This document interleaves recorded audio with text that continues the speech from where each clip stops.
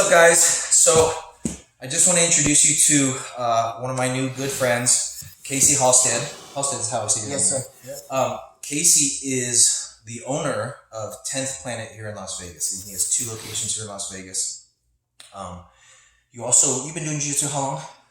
Oh, 17, 18 years. 17, 18 years. That's awesome. Got his black belt from Eddie Bravo. Also, he trains a ton of UFC fighters. You have like 50 professional fighters or something, right? We have a lot. We currently in Vegas, I probably have about 25. 25. And then loosely across the country, I have probably another 10. Yeah, guys are always flying in to train with Casey and to learn from him, and just, as they're getting ready for fights. Obviously, Vegas is kind of the fight capital, fight hub. UFC's headquarters here, so they have a lot of events here. So guys, all the fighters that are coming in to prepare for camps a lot of times end up showing up at Casey's gym and training, especially because they focus primarily on no-gi, which is so practical for MMA, right? A lot of these gi schools where they focus so much on grips and stalling and points doesn't really apply so much to fighting, which is, of course, what my philosophy is always is keeping jiu-jitsu practical for fighting. So anyways, me and Casey have been training together about twice a week for the last, 2 months now? Yeah, 3 months? Yeah, probably 3 months. And it's been awesome. It's been so much fun because I'm getting to see and learn a little bit about the 10th Planet system. And, I always encourage people, man, try to learn as much as you can. The growth never stops. The learning never stops, I'm always trying to see what else is out there, trying to learn from other people. I love being a student as much as I do being a teacher, And the other thing too is becoming a student, I get to pass that on to other people. So it's so important to kind of keep learning and just expose yourself to other styles, other systems. But yeah, me and Casey just got done doing an awesome training today. We were doing guard passing, a little bit of side control, pressure, and mounting and maintaining the mount. So anyways, I just want to ask you, Casey, what do you think, is probably the biggest thing or the most powerful thing in jiu-jitsu that you've taken away from our trainings in the past couple months? For me, in this, so there's going to be 2 parts to my answer here. So one will be an instructor kind of idea. So as an instructor, I felt like I was running really low on energy, and I was having a hard time finding inspiration. Just pretty much every environment that I create inside of the martial arts community is like me giving something to somebody. And since I've been in Vegas for almost 6 years now, I don't have Eddie and I don't have John Jock readily available. So I was feeling kind of run down a little bit. And then when I met you, the one thing you did was you filled my inspiration tank of jiu-jitsu. So now I'm more excited about training than ever before. So what I guess the message is to all the instructors out there, just like you said earlier, I'd say find somebody and always have an instructor. We all need to be learning, and we always need to have somebody who cares about your game developing. And it's changed me. So just right off the top, by bringing you into my game, I'm feeling inspired and rejuvenated and excited. And I think it's translating well to my students too. But from a technical standpoint, one thing that I take away is I'm trying to attack somebody who's worn down. So the pressure, the maintaining controls, and just making connection and being heavy.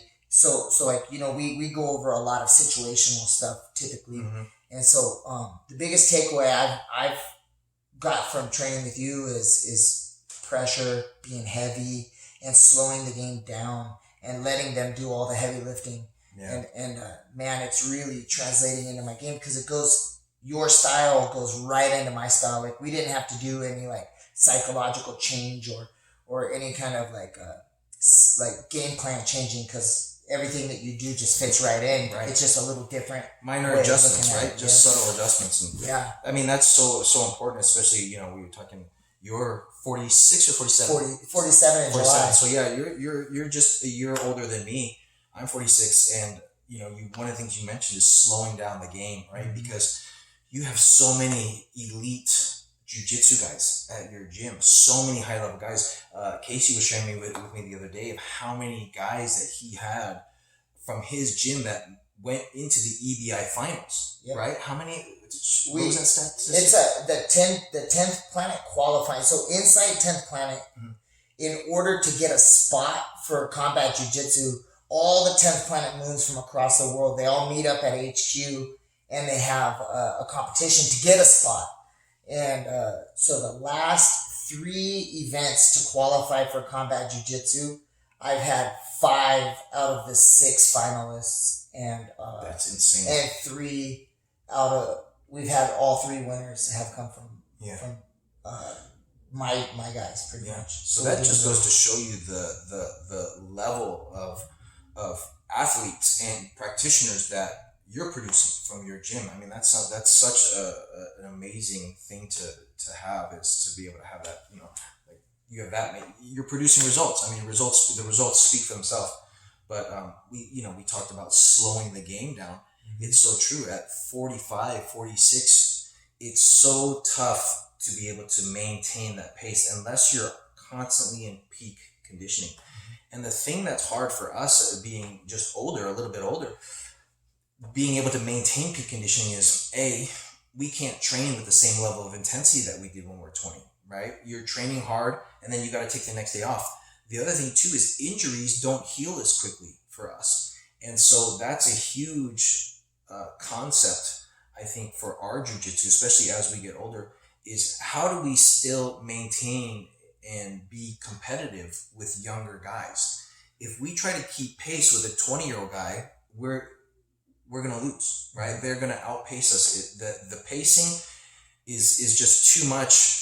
Eventually you're going to start to fall behind. But if we can use pressure, if you can keep your weight on them, if you can make them work way harder than what they want to work, if you're making them burn more energy than they want to burn, that slows them down. And then that starts to even things up for us. And you've been seeing some good results with that, right? Yeah. One of the things that another really big impact that it's had on me is I like to get to a dominant position, and instead of looking to tap somebody 5 times in a round, I just want to get them once. And something that's happened in the last 3 months is I'm not getting tapped and I'm not getting hurt. So like I'll pass, I'll maintain side control, I'll get to mount, I'll cook them in mount, get to side mount, and I kind of just think about like tapping them with 10, 20 seconds left on the clock, and then we just giggle, and then I say I'll see you tomorrow, and then it's like, I feel like if I just get into shootouts as an older man, we don't sprain anymore. So like if something pops, it's a ligament or a tendon injury, it's not a sprain anymore. And so I try not to get in shootouts, and the style that we're playing right now is really good for that. I just control the position and I methodically take them to the end of the round and then finish. And then, but that's a real skill, right? I think that's one of the things that I think makes us so happy when you can do that is you have real skill, that you can dominate and you can finish it on your terms. You have the control and you can finish it when you want. And that's such a beautiful thing, to be able to finish things on your terms and not, like you said, do a shootout and you have to be faster than them to beat them, or else you might lose. You put yourself in a position of complete control, and then when you decide it's over, it's going to be over. So that's what real jiu-jitsu is really being able to have complete domination over someone and control, right? So maybe you don't want to finish the fight. Maybe you just want to wear them out. Maybe you just want to maintain your position, and you're playing around, so you don't have to, there's no urgency to finish because you feel like you can still control and dominate. Yeah, my age definitely shows in my jiu-jitsu and my coaching. I've got guys that are very good at heel hooks, and it just doesn't impress me. In training, I watch them heel hooking people, but then I see someone get to cross-eyed and maintain, maybe with like a 45-pound weight difference. Guy on bottom's significantly bigger than the guy on top, and then I watch the guy on top maintain cross-eyed, and I'm like, yes, like that's awesome to me, rather than him just diving on heel hooks and leg locks. Mm-hmm. I mean, we got to be good at those things too, but I think that I put like a heavy premium on position. Yeah. And we need to go back to that, especially, and that's why my guys do well in MMA is because it's, for me, it's hips on top whenever you can. And then, of course, you have to have a good guard because sometimes people can out wrestle you, but we're trying to be on top and get our hips up. And if we can do that, I feel like we're going to be in a position to win most fights. Well, that's what's awesome about training with you, because conceptually and mindset wise, we align, right? It's jiu-jitsu has to be for fighting. You're training all these pro fighters. They're depending on you to be able to guide them. And you look, every time they step into the cage, I mean, their life is, it's a fight, right? Mm-hmm. And people get injured, seriously injured in fights, and people die in fights. And so, their life is in your hands. And so I think that's one of the reasons why we get along so well. Our idea of jiu-jitsu is so aligned, is it has to work for fighting, right?